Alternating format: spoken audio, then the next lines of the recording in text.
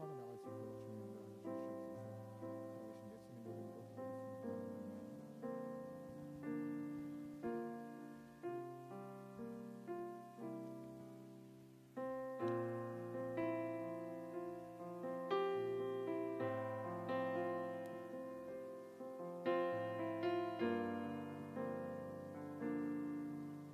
할렐루야.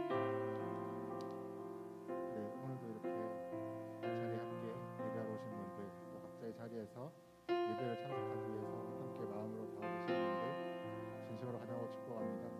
우리 시간 함께 전심을 다하여서 우리 약할 때 강한 되시는 그 주님 찬양하면서 나가기 바랍니다. 약할 때 강한 되시는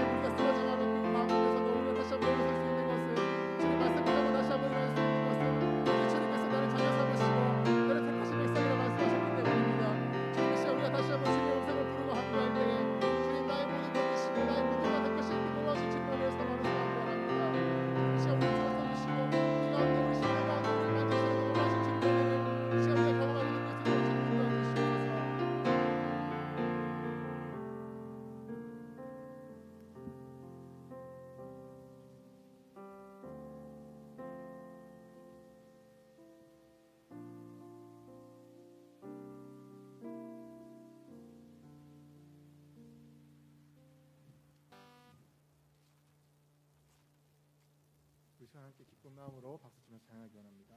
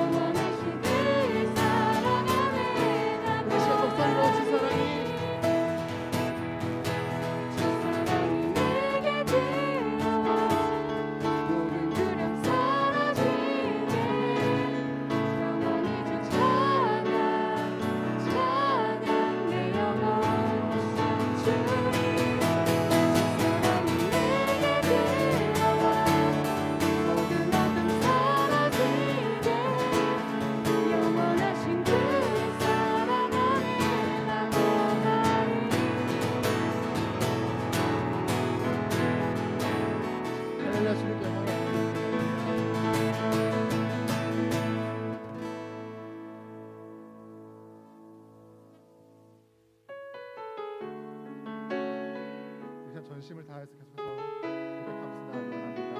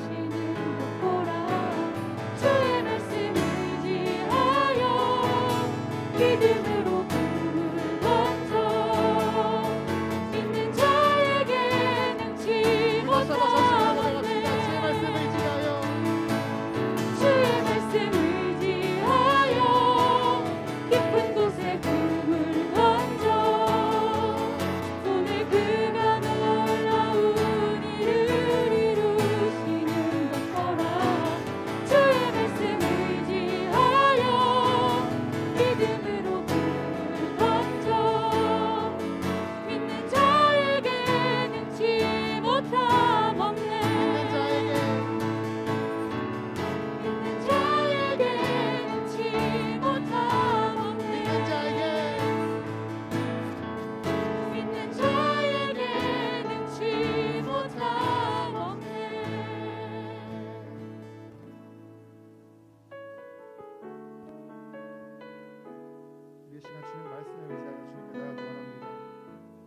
말씀 의지하여 주께 더 가까워지길 원합니다. 이 시간 예배 가운데 임하실 그 놀라우신 주님의 은혜를 삼하면서 함께 기도하시면서 나아가겠습니다.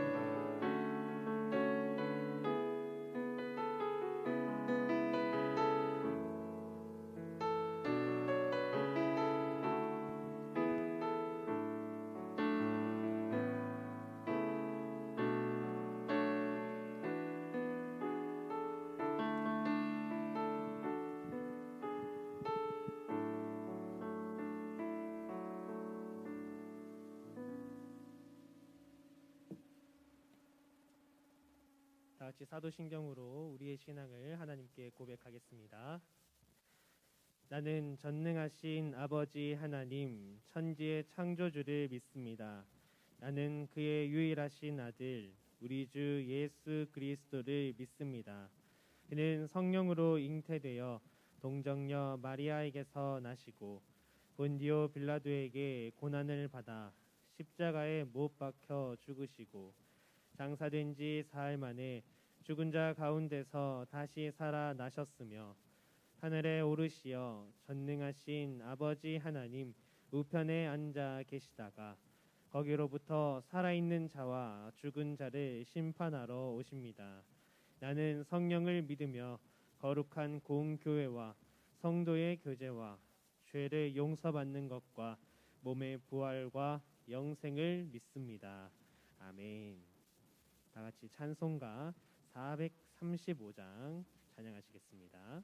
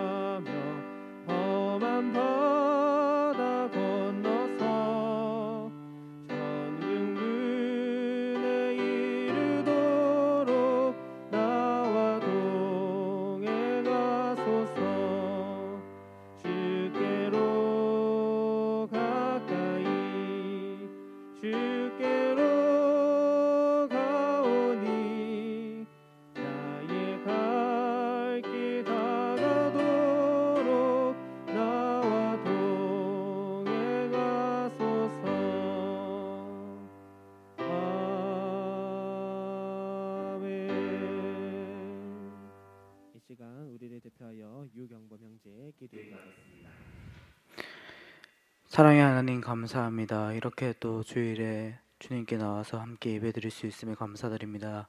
주님, 요즘 코로나로 예배드리는 게 많이 어려운 가운데 주님께 예배드릴 수 있는 환경을 만들어 주신 거 감사드립니다. 주님, 지난 한 주간 또 지내면서 정말 많이 어렵고 힘든 가운데도 주님께 감사하지 않고 불편한 것이 있다며, 그리고 또한 주님께 힘들다고 애원한 것이 있다면 주님 용서해 주시고, 주님 이번 한 주간 또 주님과 함께 동행하면서 승리하게 하여 주옵소서. 오늘 설교하시는 윤정돈 전도사님께 영육감의 감가원 주시고 또한 우리 청년부 모두에게 은혜의 시간 되게 하여 주옵소서. 이번 한 주간 또 주님과 함께 승리할 수 있도록 주님 함께하여 주옵소서. 이 모든 말씀 살아계신 우리 주 예수 그리스도 이름으로 기도드립니다. 아멘. 저희 이번 주부터 잠시 멈추었던 감사의 제사를 다시 시작을 하려고 합니다. 그래서 첫 번째 우리 시작으로는 우리 이명준 회장님 감사의 제사 함께 나눠주시도록 하겠습니다. 앞에서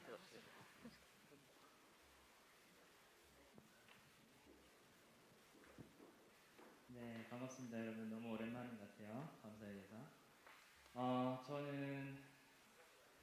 저는 뭐 특별히 하는 일 없는데 너무 늘 바빠서 남들이 바쁘게 보이나 봐요. 맨날 바쁘다고 하고 저도 뭐 늘 바쁘다는 핑계로 계속 하던 일만 열심히 하고 있었는데 너무 이런 제 자신에 휴식 좀 주고 싶어가지고 좀 일탈을 했습니다. 어저께 네, 수업을 줄이고 오랜만에 친구들을 처음 봤습니다. 거의 이런 식으로 가긴 처음인데 친구들이 제가 하는 일을 도와준다고 멀리서 또 와서 응원을 해줬기 때문에 그냥 하기 좀 너무 마음이 미안해서 그런 겸사겸사 어제 제가 부산에 한번 다녀왔는데 그런 오래된 친구들하고 즐거운 시간 보낼 수 있었어요. 저는 좀 안타깝다고 좀 할 때도 좀 그렇긴 한데 교회 생활하고 사회 생활도 이제 저는 이제 개인적으로 자영업 같은 거 하기 때문에 그 사회 친구가 없다기보다 같이 이게 안 되거든요. 친구를 만난다는 게 친구 만나서 얘기도 하고 뭐 이런 게 잘 안 돼요. 그래서 너무 오랜만에 봐서 믿지 않는 친구들이긴 한데 믿지 않는 친구들이랑 또 만나기도 쉽지 않은데 주위에 다 믿는 사람밖에 없어서 그래서 좀 독특한 시간 그냥 할 일 없이 밥도 먹고 커피도 마시고 그냥 뭐 어떻게 보면 제 입장에서는 의미 없다고 볼 수 있던 그런 시간들을 한번 보내봤어요. 너무 좋았습니다. 그래서 언젠간 그 친구들도 같이 예수님을 알고 같이 또 예배할 수 있는 그런 때도 올까라는 의심이 들면서도 아직 뭐 살 날 많이 남았으니까 전도해봐야겠다. 사실 그 중에 한 명은 예수님 얘기하다가 좀 사이가 많이 안 좋아졌었거든요. 하여튼 그래서 오랜만에 그런 시간 가져서 너무 좋았고 그리고 이제 전체적으로 우리 청년부가 제 생각이긴 한데 순조로운 새 출발에 너무 감사합니다. 전도사님 또 너무 그냥 뭐 추상적이지만 좋다고 해야 되나? 네, 너무 열심히 해주시니까 저희가 그 열정에 이끌려 같이 갈 수 있어서 너무 좋고 또 우리 임원들도 뭐 그냥 열심히 해준다는 말밖에 할 게 없긴 하지만은 제가 거기서 뒷짐지고 있다고 싶을 때도 뭐 본인들이 이렇게 열심히 너무 나서주니까 제가 솔직히 집에서 좀 미안한 마음이 들거든요. 미안한 마음이 드는데 그래도 뭐 제 빈자리도 채워주고 또 격려도 해주고 따끔하게 뭐라고 말을 해줄 때도 있어요. 그래서 그게 너무 감사하고 실제로 너무 감사하고 또 하나는 제가 뭐 가진 것은 없지만 있는 것에 있어서 감사하는 마음을 갖게 하시니 너무 감사드리고 또 그런 와중에도 계속 이런 상태로 가진 않아. 나 더 좋은 희망과 꿈이 있고 미래에 대한 계획이 있어. 그런 희망을 주시면 또 감사드립니다. 그리고 또 오늘 또 우리 오랜만에 임백이가 왔는데 개인샵 임백이 왔는데 뭐 하도 오랜만에 봐서 좋은 것도 있지만은 무엇보다도 이제 제가 기도해 줄 수 있는 사람이 좀 기도해 줘야 되는 사람이 있구나. 한때는 제가 재작년이니까요. 그럴 때는 이제 제가 이제 케어를 좀 한다고 해야 될까? 해야 될 분들이 좀 많았어요. 임백이도 있었고 뭐 대훈이 하고 등등등 많았는데 어느 날 보니까 없는 거예요. 그래서 어떻게 보면은 좀 편했어요. 솔직히 편하긴 했었는데 근데 우리 임백이가 와서 오랜만에 또 몇 년 전에 똑같은 고민을 또 얘기하고 있어서 한편으로는 반갑더라고요. 반갑고 그렇지 내가 임백이 위해서 기도를 해줬나? 기도를 해준 적이 거의 없는 것 같아요. 그래서 그렇지 내가 할 일이 이거지 라고 상기시켜줬어요. 하나님. 그래서 감사하고 그래서 오늘 임백이랑 마치고 같이 기도를 해주겠다고 같이 하자고 약속을 하긴 했는데 그러고 보니까 예배 마치고 우리 같이 기도하자 이렇게 말했는 게 진짜 엄청나게 오랜만인 것 같은 거예요. 그래서 너무 감사합니다.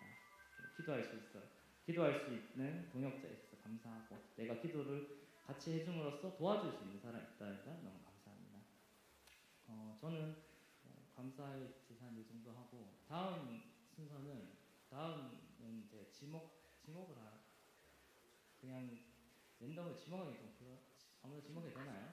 지목합니다. 그러면 그냥 그러면 우리 이제 새학년 이제 새학기를 맞은 한 명이 웃고 있네 막 나영이 한번 나영이가 다음 했으면 좋겠습니다. 감사합니다.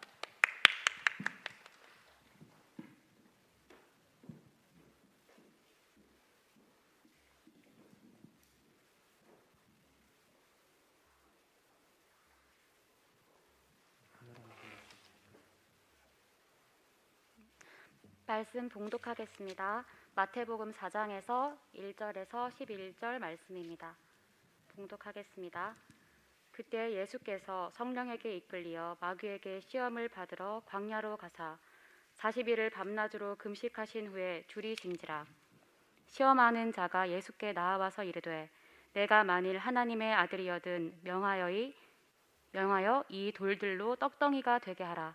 예수께서 대답하여 이르시되 기록되었으되 사람이 떡으로만 살 것이 아니요 하나님의 입으로부터 나오는 모든 말씀으로 살 것이라 하였느니라 하시니 이에 마귀가 예수를 거룩한 성으로 데려다가 성전 꼭대기에 세우고 이르되 내가 만일 하나님의 아들이여든 뛰어내리라.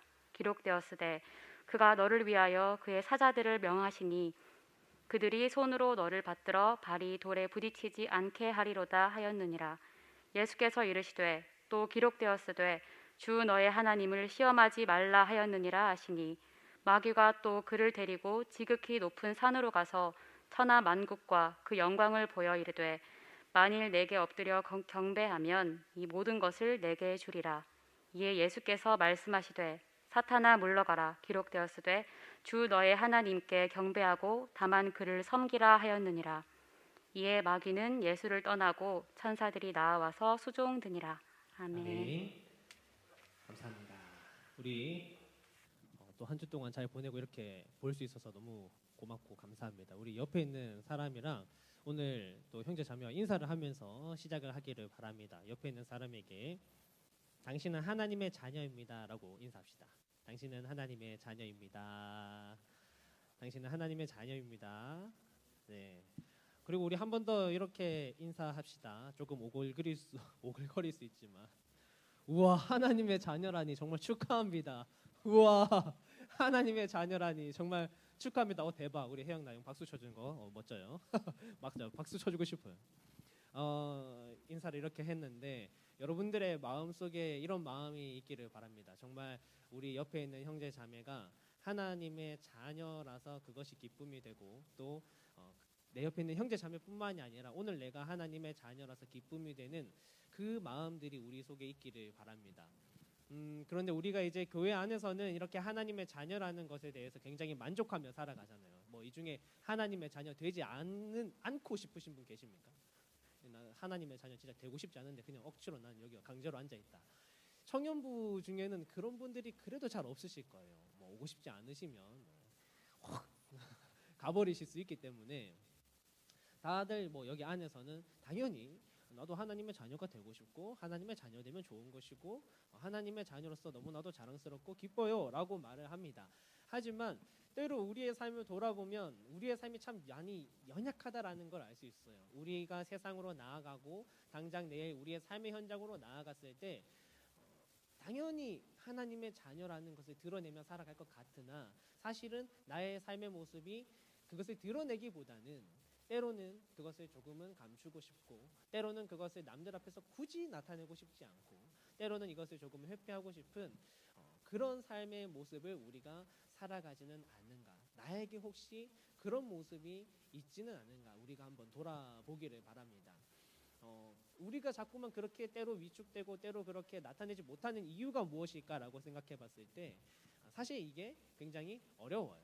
우리가 세상에서 살아갈 때 믿지 않는 분들이 세상을 바라보는 시선과 생각, 그리고 그들이 살아가는 문화와 우리 하나님을 믿는다라고 말하는 사람들이 가지고 살아가는 그런 생각, 시선, 문화가 너무나도 다르기 때문에 사실 그 속에서 우리가 살아간다라는 게 쉽지가 않습니다. 우리는 굉장히 변두리에 있는 사람들이거든요. 그리스도인들은 성경에서 말하듯이 우리 나그네입니다. 소수예요. 그러다 보니까 세상 속에서 난 하나님의 자녀야라고 이렇게 드러내면서 살아가는 것이 때로는 너무 힘겹고 어렵게 느껴지죠. 오늘 말씀을 보면 우리가 참 예수님의 자녀라서 그런지는 몰라도 예수님을 많이 닮아간다라는 생각을 하게 됩니다. 마태복음 4장은 이제 이런 이야기죠. 예수님께서 공생애를 시작하셔야 돼요. 그래서 세례 요한에게 가서 세례를 받으시고 그리고 어떻게 하시냐면 광야로 가서 40일 동안 금식하시고 이제 본격적인 사역을 시작하기에 앞서 예수님이 어떻게 되시냐? 제일 먼저 사단에게 시험을 당하십니다.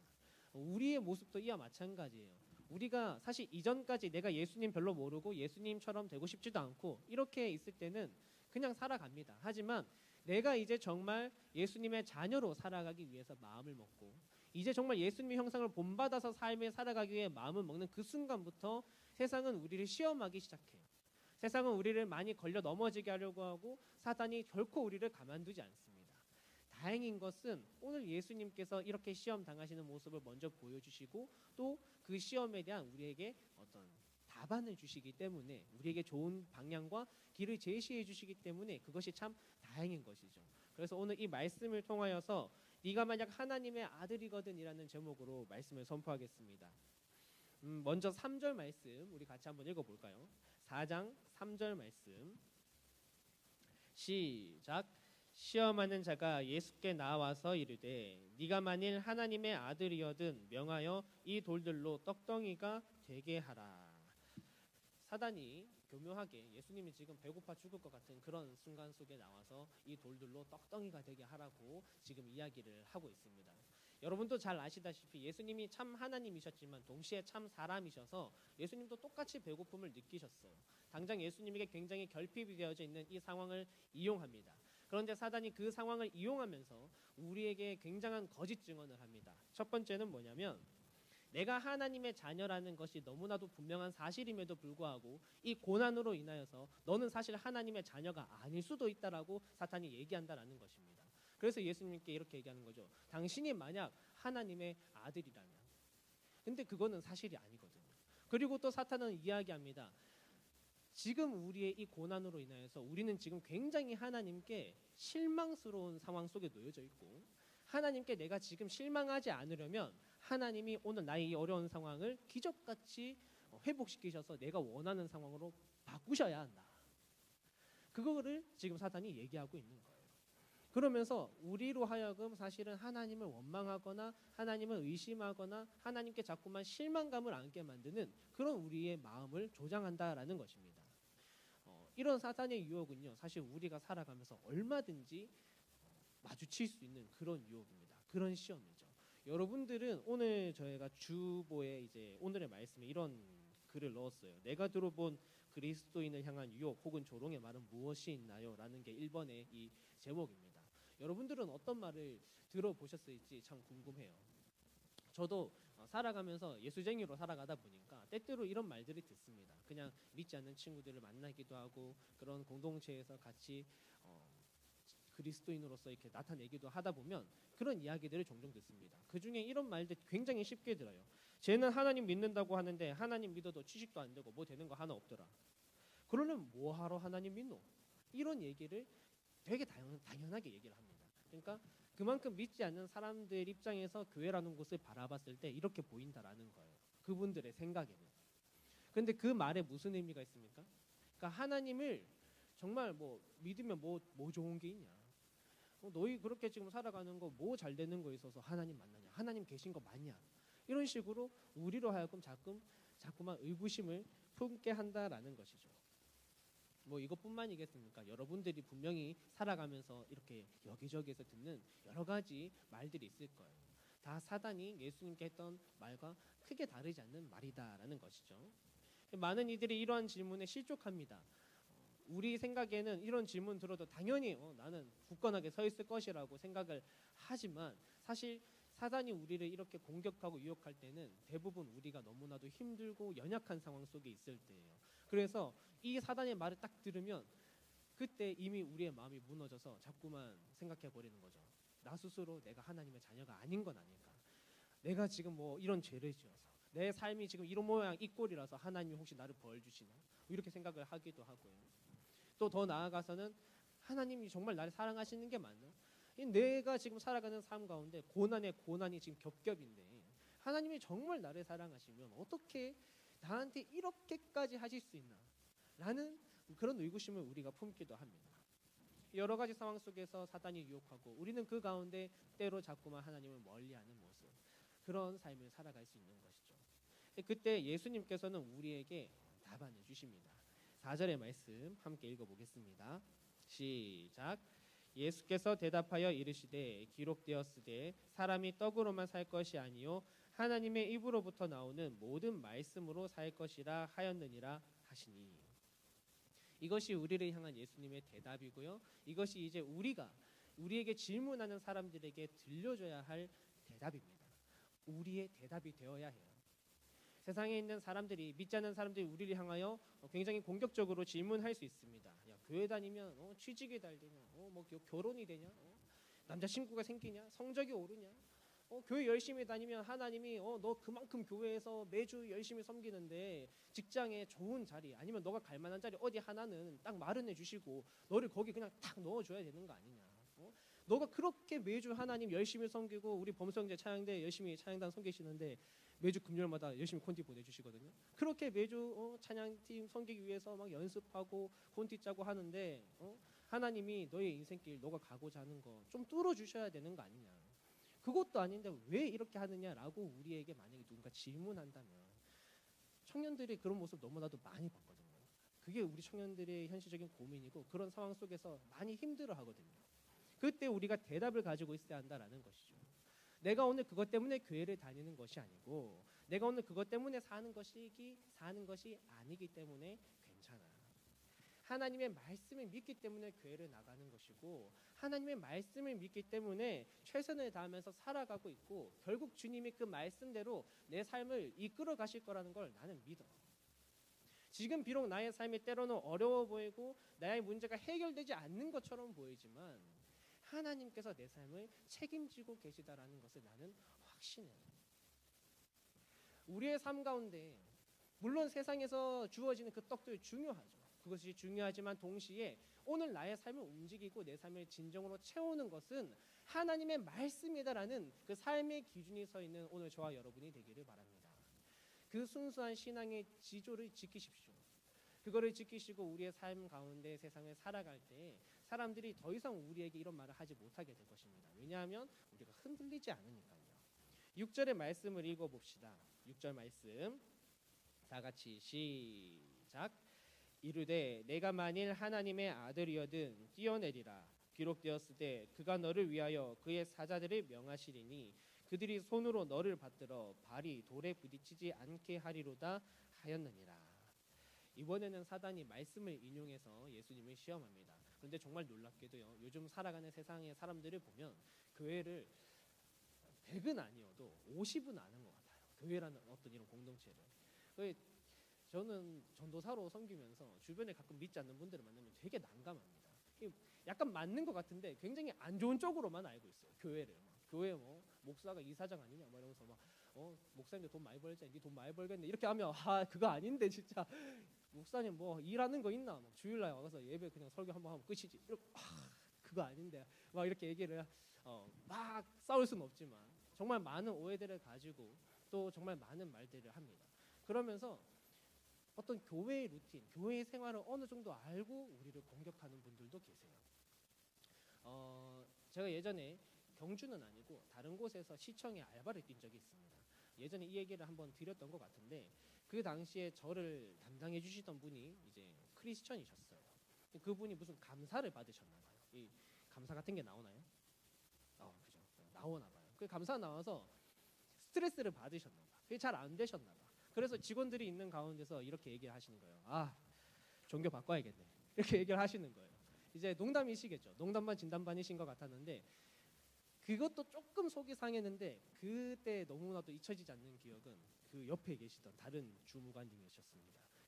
믿지 않는 분이셨는데 이분을 향하여서 야, 성경에 보면 하나님이 성도에게 고난도 주고 한다던데 기도해야지. 기도하면 해주시는 거 아니야? 기도 한번 해봐. 이렇게 얘기를 하시는 거예요.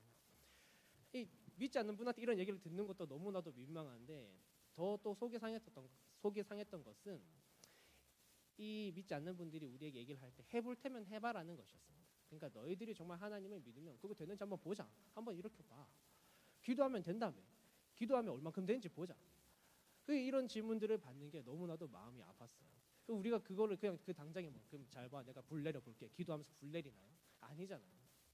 그렇게 우리를 공격하는 것들이 있다는 것을 보면서 처음에는 막연하게 가슴이 답답했지만 그 상황이 잊혀지지가 않아서 그게 벌써 몇 년이나 지났습니다. 제가 대학생 시절이었으니까 너무나도 오랜 시간이 지났음에도 그 상황들이 너무나 생생하게 기억이 나요. 자꾸 고집어 보면서 생각할 수 있는 것은 믿지 않는 사람들이요 우리를 정말 알게 모르게 때로는 그들 자신도 모르게 우리를 많이 시험한다라는 것입니다. 은연중에 넌지시 우리를 향하여 시험하고 우리에게 이렇게 질문을 던지는데 그때 우리가 준비되어 있지 않으면 우리는 그냥 무야무야 그 상황들을 지나가게 되는 거예요. 그냥 한 사람의 누구나 어디서나 볼 수 있는 그냥 종교인 정도로서 그 상황을 지나가 버리게 되는 진짜 내가 하나님의 자녀라는 것은 사실 온데간데 없는 그러한 모습으로 우리가 살아갈 수 있다라는 것이죠. 7절에서 예수님께서 또 말씀을 하십니다. 같이 한번 읽어볼게요. 시작.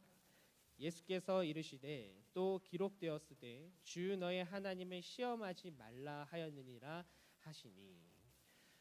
우리가 그래서 그런 사람들이 우리에게 무언가를 질문하고 우리를 공격했을 때 사실 우리는 그렇게 이것에 대해서 막 과도하게 이 사람들에게 대항하려 하지 않습니다. 그렇잖아요.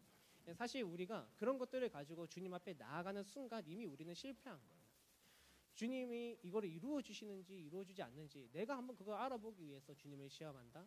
이미 주님을 의심하고 시작한 그 순간부터 우리는 꼬이게 된 것입니다.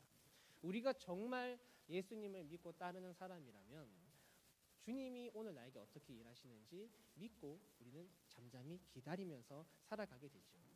옆에서 누가 뭐라고 해도 동요하지 않고 흔들리지 않고 굳건히 그냥 그 길을 걸어 나갈 뿐입니다. 만약 우리가 정말 이 사단이 공격한 것처럼 한번 뛰어내려 봐라.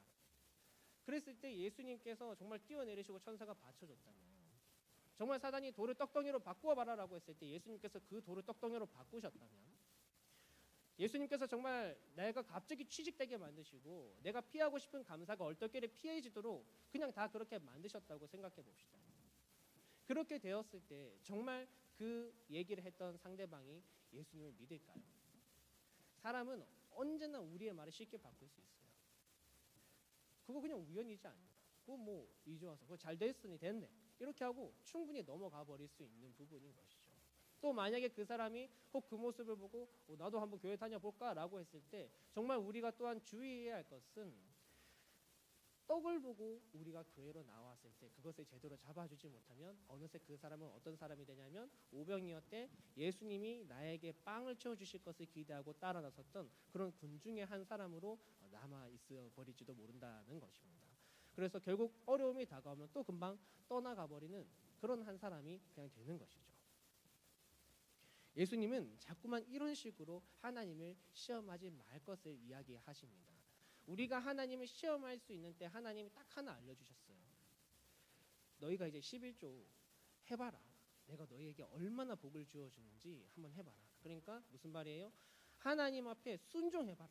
순종해서 내가 너희들에게 얼마나 복을 주는지 그거 한번 봐봐. 이렇게는 말씀하셨지만 우리가 하나님의 능력을 의심해서 그분의 능력을 시험하는 것은 우리의 교만입니다. 마지막으로 8절 9절 한번 보도록 하겠습니다. 8절 9절 시작. 마귀가 또 그를 데리고 지극히 높은 산으로 가서 천하 만국과 그 영광을 보여 이르되 만일 내게 엎드려 경배하면 이 모든 것을 내게 주리라. 이제 청년들이 향하여 다가오는 또 하나의 유혹은 그냥 하나님의 자녀가 되는 거 갖다 버리라는 거예요. 이제 마귀는 대놓고 예수님을 시험합니다. 조금 전까지만 해도 당신이 만약 하나님의 아들이거든 이런 어떤 밑에 만약이라는 전제를 깔고 얘기를 했다면 이제는 다 필요 없는 거예요. 그냥 세상에 가장 높은 곳, 가장 좋은 곳으로 데려가서 그거 딱 보여주고 나한테 절하라 이거예요 지금. 그런데 정말 안타까운 것은 뭐냐면 사실 이 앞에 있었던 뭐 하나님을 향한 어떤 의구심도 좀 들게 해보고 회의감도 좀 들게 해보고 야 진짜 하나님 너 지켜주시는 거 맞냐? 한번 의심해야 되는 거 아니야? 이런 생각이 나는 거는 차라리 다행이라는 거예요. 너무나도 안타까운 현실은 지금 이 시대를 살아가는 수많은 청년들이 누가 봐도 원초적으로 그냥 우리를 대놓고 유혹하는 것에 넘어가 버린다라는 것입니다. 사실 다른 거 필요 없어요. 사단이 그냥 우리 앞에 보암직하고 먹음직한 거 내어놓고 야 하나님의 자녀 되는 거 그냥 포기해 라고 하면 넘어간다라는 것입니다. 이게 너무나도 안타까운 거죠. 야 나 이번에 이렇게 공부해가지고 나 어디 취직 잘 됐어. 나 이번에 이렇게 해서 나 결혼해. 나 이렇게 해가지고 나 이번에 집 샀잖아. 나 이번에 여행 갔다 왔잖아. 나 차 샀잖아. 그런데 어때요? 우리가 교회에서는 수없이 많이 그것이 우리의 삶의 중심이 아니다라고 얘기하지만 그냥 단순히 그것을 제시한 것뿐인데도 어느새 그 길을 쫓아가 버리는 청년들의 삶이 많이 있다라는 것입니다. 어느 순간 굳이 주님의 자녀라는 것을 왜 붙들고 있어야 하나라는 생각도 들게끔 만들고 어느 순간 이 정도면 되었지 않나라는 생각도 들게 만들고 그러다 보면 예수님이 하나님이 나의 최우선은 아니고 최우선 하나님 정도가 되는 사람이 될 수도 있고요. 좀 더 시간이 지나면요. 어느새 하나님과 바알 사이에서 갈팡질팡하며 우왕좌왕하는 그러한 신앙으로 우리가 전락해버리는 것이죠. 예수님은 분명히 말씀하십니다. 마지막에 사단아 물러가라 기록되었을 때 주 너의 하나님께 경배하고 다만 그를 섬기라 하였느니라. 오늘 이 과정의 말씀들을 보면서 그런 생각을 했습니다. 처음에는 이 말씀을 준비하면 이렇게 생각이 드는 거예요. 사단이 정말 멍청하다. 예수님께서 이런 시험들에 대한 답안을 다 주셨는데 뭐 하면 어쩔 거야. 우리는 지금 예수님이 다 좋은 모습 보여주셨는데 우리의 길 제시하셨는데 그런데 설교를 준비를 다 해나가면 해나갈수록 그렇게 생각이 드는 거예요. 아 사단이 문제를 새로 준비할 필요가 없었구나. 2000년 전이나 지금이나 우리는 똑같은 문제에 똑같은 마음으로 넘어지고 쓰러지고 있구나. 그러니까 여전히 사단은 우리를 이렇게 동일한 방법으로 유혹하고 여전히 2000년 전에 하신 예수님의 말씀이지만 지금도 우리에게 이것이 반드시 살아있어야 하는 것이구나라는 것을 생각하게 되었습니다. 우리는 지금도 내 눈앞의 삶, 나의 성공, 나의 물질, 나의 어떠한 명예, 나의 이름 여러 가지 것들에 의해서 하나님의 자녀가 되는 것을 포기하거나 그것에서부터 멀어지게 돼요. 특히 청년의 시기에는 더더욱 그러한 것이 가까이 다가와 있고 우리에게 미혹이 되어집니다. 그렇기 때문에 오늘 우리 예수님의 말씀을 귀담아 들으시고 우리 속에 우리 스스로가 대답을 준비하실 수 있기를 바라요. 오늘 이 말씀들을 여러분들이 다시 한번 묵상하시면서 만약 내가 세상을 살아갈 때 누군가 나에게 사단이 어떠한 순간에 이렇게 나에게 들어온다면 나는 꼭 이 예수님의 답변처럼 예수님이 이 답변들로 이 말씀들로 사단을 물리친 것처럼 나도 그렇게 대답을 할 수 있어야겠다. 나도 그렇게 이것을 물리치고 나아갈 수 있어야겠다. 삶의 일상들도 중요하게 여기지만 그 무엇보다 말씀을 내 삶의 양식으로 삼고 하나님을 의심하지 않고 오직 하나님만이 내 삶의 가장 선한 분이 되신다라는 것을 믿을 수 있는 오늘 저와 여러분이 되시기를 바라고 이 대답을 우리의 마음속에 스스로 준비하면서 누군가가 네가 만약 하나님의 아들이거든이라고 얘기한다면 나는 하나님의 아들이거든이 아니라 나는 하나님의 아들이야. 하나님이 할 수 있거든이 아니라 하나님은 할 수 있어라고 대답하며 우리가 그렇게 주님의 자녀로서 삶을 살아나가실 수 있는 오늘 저와 여러분 되시기를 간절히 바라고 또한 축복합니다. 그러면 우리 같이 함께 기도하도록 하겠습니다. 하나님 감사합니다. 오늘은 예수님께서 시험 받으신 이야기를 가지고 말씀을 나누었습니다. 청년의 때에 너무나도 많은 것들이 우리를 유혹하고 미혹하고 또 우리를 넘어뜨리려 합니다. 우리가 하나님의 자녀임에도 분명하고 우리가 하나님의 자녀가 아닌 양 하나님이 살아계심에도 살아계심이 분명한데 하나님이 살아있지 않는 양 우리를 계속해서 시험하고 넘어뜨리려 합니다. 또한 그것뿐만이 아니라 세상의 모든 좋은 것들을 향하여서 우리의 시선이 흔들리도록 사단이 자꾸만 우리를 공격합니다.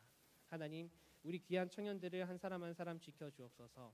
우리 청년들이 그런 모든 세상에서 다가오는 유혹과 시련 가운데 예수님께서 오늘 말씀하신 이 말씀들을 기억하게 하시고 이것이 나의 대답이 되어 어떤 말로써 내가 시험 받든지 간에 능히 하나님 주신 말씀으로 이겨낼 수 있는 우리 모든 주님의 청년들이 되도록 인도하여 주옵소서.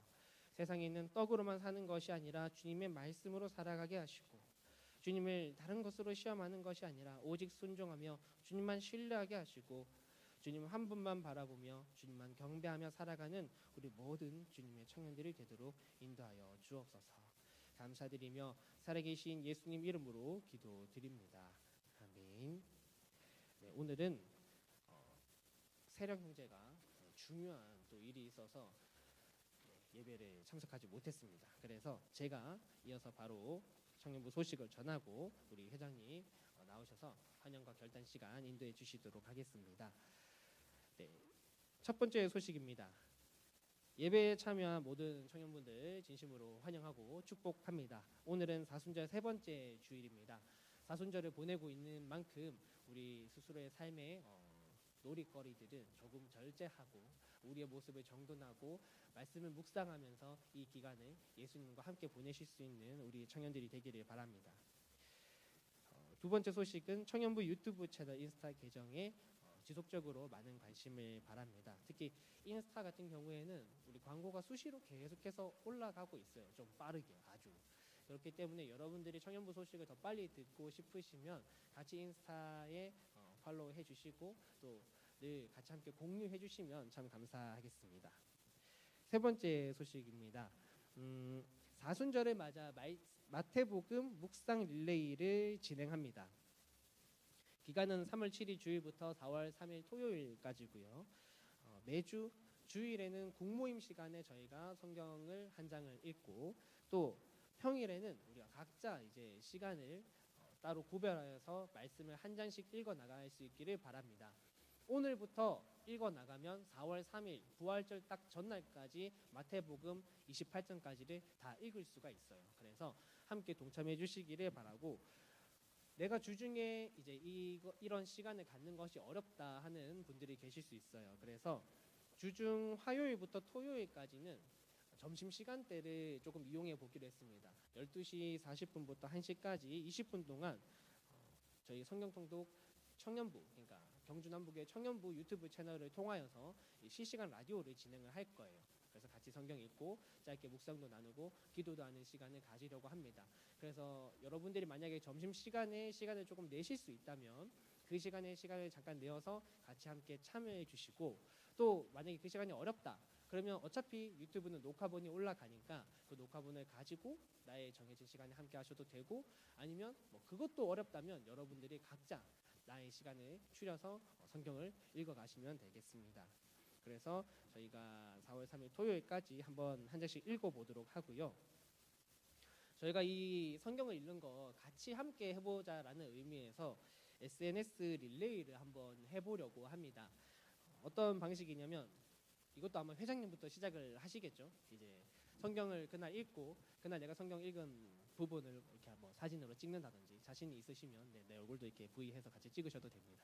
어쨌든 사진을 찍으셔서 내가 오늘 읽은 묵상에 대한 짧은 코멘트를 같이 이제 국장님에게 보내시는 게 나을 것 같아요. 국장님께 보내주시면 국장님이 그걸 저희 인스타 관리하시는 미니 자매에게 보내줍니다. 그 미니 자매가 그거를 올려줄 거예요. 올려줄 때 우리 다음 사람을 지명해 주시면 됩니다. SNS로 여러분 릴레이 하는 거 많이 보셨죠? 그것처럼 다음 사람을 한 명 지명해 주시면 그분이 또 그 다음 날 내가 읽은 성경 그 사진 하나 찍어주시고 짧은 묵상 같이 공유해 주시면 국장님이 또 미니 자매에게 보내주고 그럼 미니 자매가 또 인스타 업로드 해주고 또 다음 사람 찍어주고 그렇게 차근차근 저희가 한번 말씀 묵상 릴레이를 진행해 보도록 하겠습니다.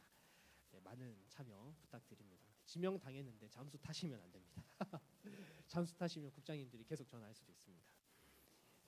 그리고 네 번째 소식입니다. 디도 리더 훈련반을 모집합니다. 오래전부터 기도로 또 준비하고 있던 부분인데 신청은 저희 3월 21일 세 번째 주일까지 저희가 같이 받도록 하고요. 일정은 12주 정도 우리가 같이 성경에 있는 내용들을 가지고 함께 훈련하는 그런 시간을 가지려고 해요. 청년의 시기에 반드시 필요한 시간입니다. 그래서 여러분들이 꼭 관심을 많이 가져주시고 마음을 모아서 한번 함께 해나갈 수 있었으면 참 좋겠습니다. 모임 시간은 이제 신청하시는 분들과 직접 협의를 해서 어느 때 가장 모이기 편하고 또 함께 할 수 있는지를 상의한 후에 그 시간과 날짜를 결정하려고 합니다. 회비는 교재비만 받으려고 합니다. 일단 교재비가 한 25,000원 정도 들 것으로 예상을 하고 있고요. 그래서 그 정도 회비를 내가 내고 책값을 내고 이렇게 같이 수업에 참여한다라고 생각을 하시면 되겠습니다. 회비가 없으면 아예 안 오시더라고요. 회비가 없으면 그냥 책도 공짜 다 공짜 이렇게 하면서 어느 순간 마음이 약해지는 우리 연약한 저도 그랬습니다. 그렇기 때문에 여러분 같이 한번 참여해 주시면 감사하겠습니다. 대상은 청년부 누구나 상관없습니다. 청년부의 일원이라면 누구나 상관없이 신청해 주시고 국장님이나 아니면 저에게 편하게 연락을 주셔서 저도 한번 해보고 싶습니다라고 의사를 밝혀주시면 되겠습니다. 네, 그러면 오늘 광고는 여기까지 하고 저희 회장님께 마이크를 넘기도록 하겠습니다. 저희 잠깐 일어서서 앞쪽으로 나와 주실까요? 네, 다 같이 자리에서 일어나시겠습니다. 일어나셔서 앞쪽으로 나오시면 됩니다. 앞쪽에 저희 원을 만들겠습니다.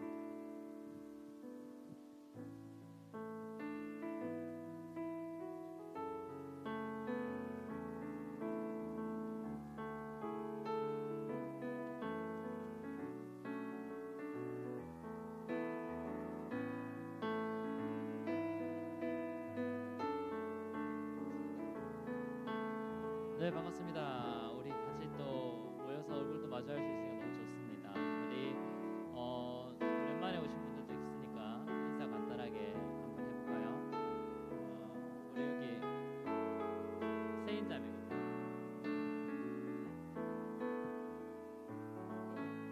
저 이름은요 배세인이고요. 장소는 집 34살이고요. 33살이고요. 행복하게 살았으면 좋겠습니다. 예수님 만나서 하나님 인비 병도 고쳐주시고 마음의 병도 고쳐주세요. 하나님 정말 용서해주세요. 우리 힘들지만 아버님도 음주 안 하시게 도와주시옵소서. 예수님.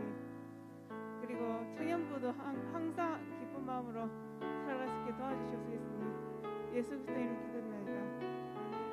같이 기도하겠습니다. 나중에. 안녕하세요. 저는 한희맥이에요. 그리고 제가 좋아하는 노래는 CCM인데 엄청 좋아해가지고 아무튼 그렇고요. 그리고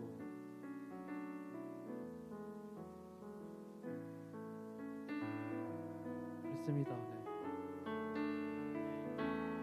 우리 두 분은 부부예요. 아직 젊지만.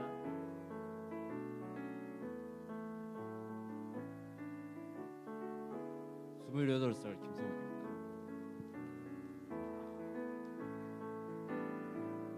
24살 강현준입니다. 네, 너무 축하합니다. 전역을 하셨다고. 전역했을 때 저는 언제인지 기억도 안 나요. 그러면 우리 남자분 우리 우연히 참 아니 머리 새로 했네. 머리 새로 했고 군대 갈 사람 한 명 있네. 자, 우리 다 같이 그러면 축복성을 하고 축복성 한번 볼까요?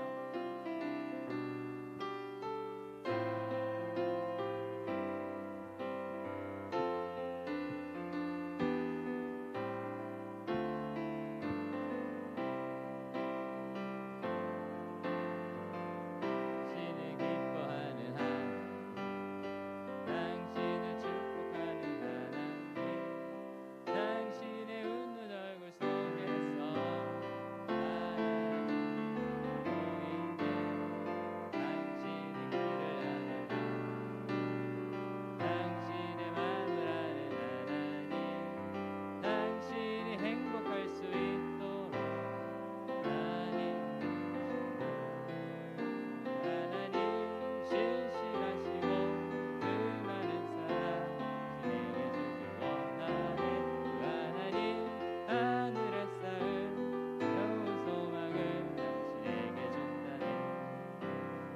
은혜 축복을 그대 마음에, 은혜 축복을 그대 삶 속에.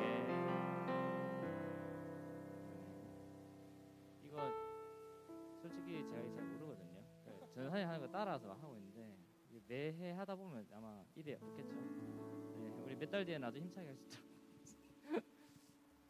그다음 이제 예수 요강에서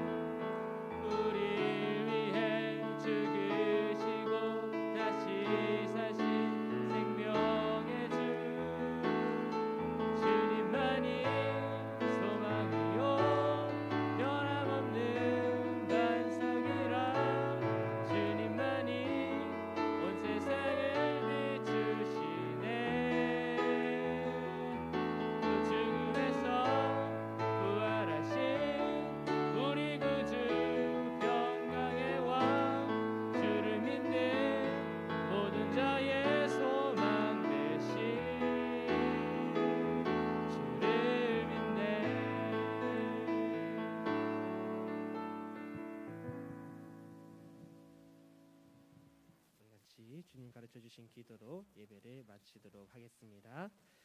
하늘에 계신 우리 아버지, 아버지의 이름을 거룩하게 하시며 아버지의 나라가 오게 하시며 아버지의 뜻이 하늘에서와 같이 땅에서도 이루어지게 하소서. 오늘 우리에게 일용할 양식을 주시고 우리가 우리에게 잘못한 사람을 용서하여 준 것 같이 우리 죄를 용서하여 주시고 우리를 시험에 빠지지 않게 하시고 악에서 구하소서. 나라와 권능과 영광이 영원히 아버지의 것입니다. 아멘. 수고하셨습니다. 우리 자리에 앉도록 하겠습니다.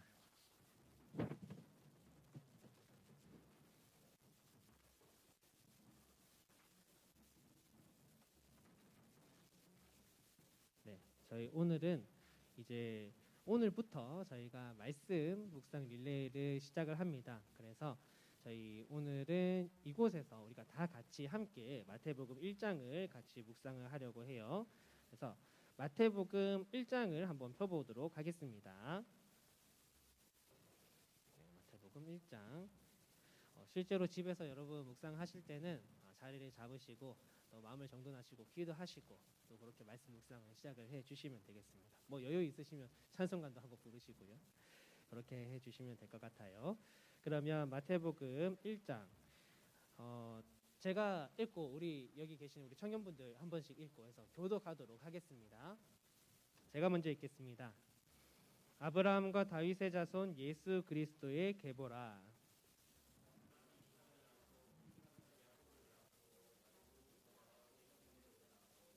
유다는 다말에게서 베레스와 세라를 낳고 베레스는 헤스론을 낳고 헤스론은 람을 낳고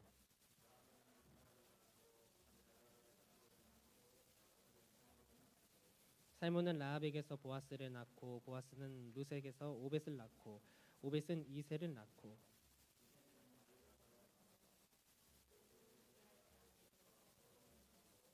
솔로몬은 르호보암을 낳고 르호보암은 아비야를 낳고 아비야는 아사를 낳고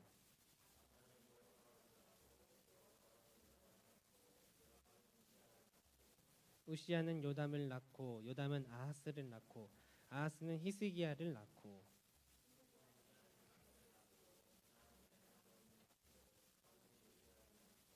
바벨론으로 사로잡혀 갈 때에 요시야는 요고냐와 그의 형제들을 낳으니라.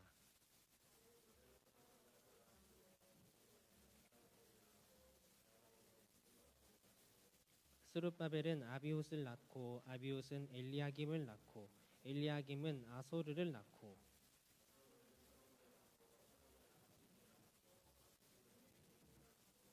엘리옷은 엘르아사를 낳고 엘르아살은 마탄을 낳고 마탄은 야곱을 낳고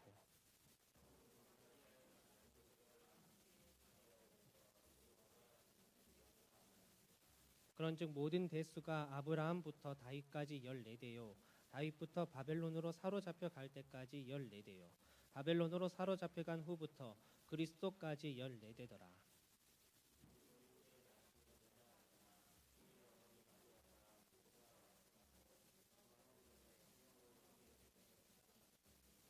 그의 남편 요셉은 의로운 사람이라 그를 드러내지 아니하고 가만히 끊고자 하여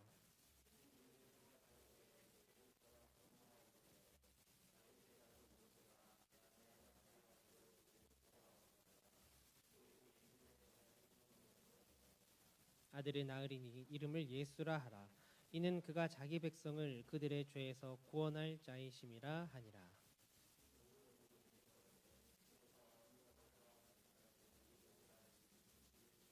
보라, 처녀가 잉태하여 아들을 낳을 것이요 그의 이름은 임마누엘이라 하리라 하셨으니 이를 번역한즉 하나님이 우리와 함께 계시다 함이라.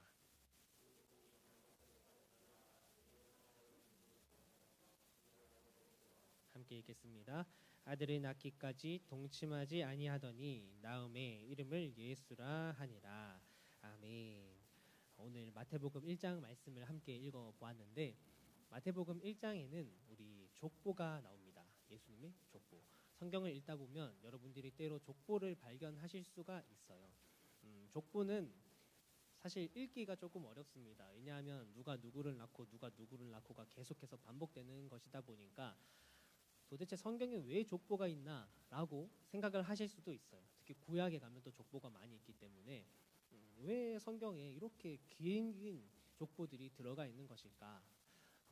족보는 제가 얘기를 해드린 적은 없는 것 같지만 족보는 여러 가지 기능이 있습니다. 그 중에 한 가지 기능은 이 족보는 성경의 역사적 사실이라는 것을 증명해요. 이 족보 안에 있는 이름들이 나열되지 않습니까? 그래서 이 많은 이름들을 보았을 때 이것이 단순히 허무한 이름이 아니라 실제 역사 가운데 존재했던 그 사람들을 다 거론함으로써 이것이 굉장히 사실이었다라는 것을 어떻게 보면 나타내는 그러한 역할로서 족보가 성경에 들어갑니다.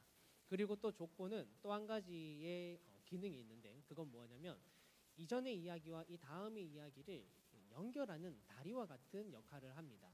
그래서 예를 들어 노아의 시대가 있고 노아 시대 다음에 바벨론 이 바벨탑 사건이 나타납니다. 사람들이 막 탑을 쌓아 올리잖아요. 이 노아의 이야기와 바벨탑 사건 이야기 사이에 누구의 족보가 나오냐면 노아의 족보가 나옵니다. 이렇게 이제 노아에 대해서 이제 이야기를 마무리를 하는 것이죠. 그리고 바벨탑 사건이 있고 나서 그 다음에 누구의 이야기가 시작되냐면 아브라함의 이야기가 시작돼요. 그러면 이 바벨탑 사건과 이 아브라함 이야기 사이에 또 족보가 들어가요. 이 족보가 들어가면 어떻게 이것이 연결이 되느냐? 족보의 첫 번째 사람은 이 전까지의 큰 이야기의 주인공이고요. 족보의 마지막 사람은 이제부터 나올 사람, 이제부터 나올 이야기의 주인공이 보통 족보의 마지막에 나와요. 그래서 보통 이제 우리가 이 족보를 살펴봤을 때 바벨탑 사건에서 이 아브라함 사건으로 넘어가는 그 족보를 보면 셈, 노아의 자손 셈에서 시작을 하여 마지막이 아브라함으로 이렇게 끝이 납니다.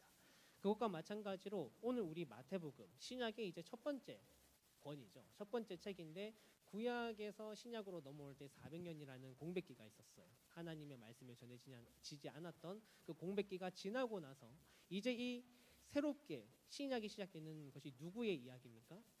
예수님의 이야기가 시작되죠. 그러면서 마태복음의 가장 첫 번째 족보가 나오는 것은 사실 어떻게 보면 너무나도 당연한 것이고 우리가 이제 유대인들의 입장에서 보았을 때는 별로 어색하지 않은 그러한 역할이 지금 이 족보입니다.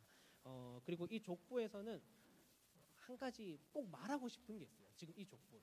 그냥 단순히 이제부터 예수님 이야기 시작할 거야 라는 것만 얘기하고자 하는 게 아니라 1절을 보시면 아브라함과 다윗의 자손 예수 그리스도의 계보라 라고 말하고 있습니다. 이 마태복음은 대상이 유대인이었습니다. 그래서 유대인들이 어떤 사람입니까? 옛날부터 하나님을 알던 사람들입니다. 그래서 이들에게 전하기 위해서 마태는 어떤 족보를 사용했냐면 이 예수님은 아브라함에게 하셨던 약속의 성취이고 너희가 그렇게 믿고 따르는 다윗 왕에게 하셨던 약속의 성취다. 하나님께서 아브라함에게 약속하셨습니다. 세상의 모든 복이 너를 통하여 이제 나갈 것이라고. 너를 축복하는 자 복을 받고 너를 저주하는 자 저주 받고. 이 얘기를 아브라함과 창세기 12장에서 언약하셨어요.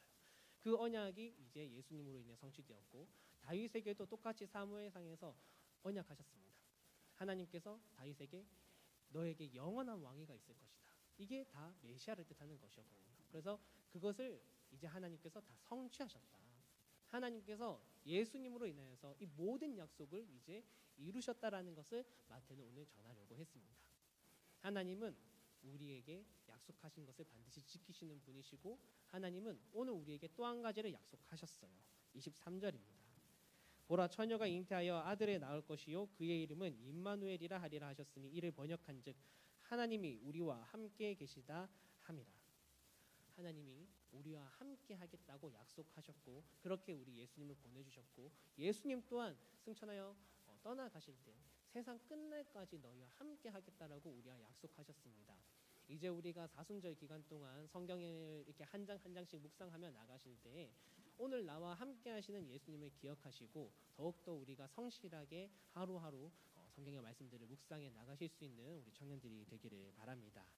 그러면 제가 오늘은 기도를 하고 이미 시간이 많이 갔기 때문에 오늘의 말씀은 저희가 이 기간 동안에만 조금 생략을 하고 마치도록 하겠습니다. 제가 기도하고 마치겠습니다. 하나님 감사합니다. 사순절을 맞아 우리 마태복음 묵상 릴레이를 시작하였습니다. 오늘 마태복음 1장을 읽었습니다. 하나님께서는 늘 우리와 약속하신 것을 이루시고 반드시 지키시는 줄을 믿습니다. 하나님께서 우리와 항상 함께 하겠다 하셨고 예수님이 세상 끝날까지 우리와 함께 하겠다 하셨습니다.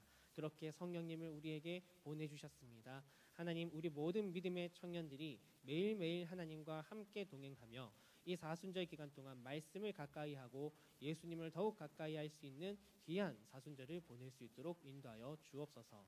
내일부터 성경을 한 장씩 읽어 나가려고 합니다.